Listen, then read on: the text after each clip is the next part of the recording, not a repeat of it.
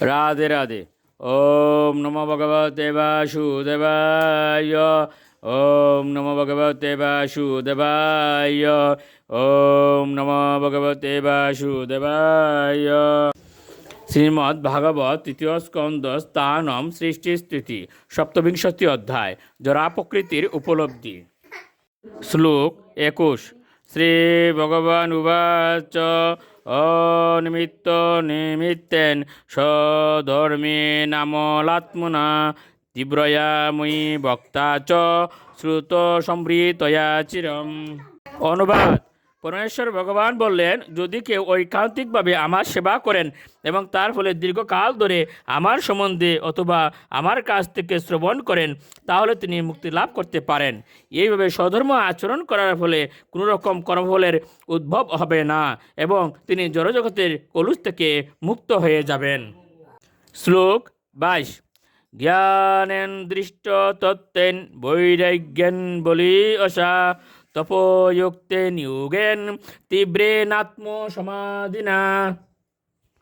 অনুবাদ: পূর্ণ জ্ঞান এবং চিন্ময় তত্ত্ব দর্শন সহকারে দৃঢ়তাপূর্বক এই ভক্তি অনুষ্ঠান করা কর্তব্য।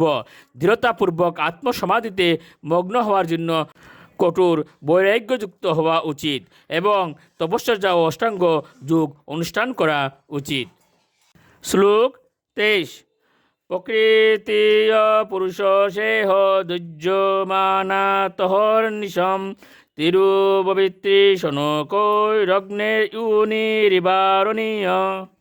অনুবাদ: জরা প্রকৃতির প্রভাব জীবকে আবৃত করে রেখেছে এবং তার ফলে মনে হয় যেন জীব নিরন্তর জ্বলন্ত অগ্নিতে দগ্ধ হচ্ছে, কিন্তু ঐকান্তিকভাবে ভগবদ্ভক্তি অনুষ্ঠান করার ফলে এই প্রভাব দূর করা সম্ভব। ঠিক যেমন কাষ্ঠ থেকে উৎপন্ন আগুনে সেই কাষ্ঠই ভস্ম হয়ে যায়। শ্লোক 24। ভুক্ত বুগা পরিত্যক্তা দৃষ্ট দুষা চ নিত্যস নেশ্বর শাশুভম দত্তে সে মহিম্নি স্তস্য চ।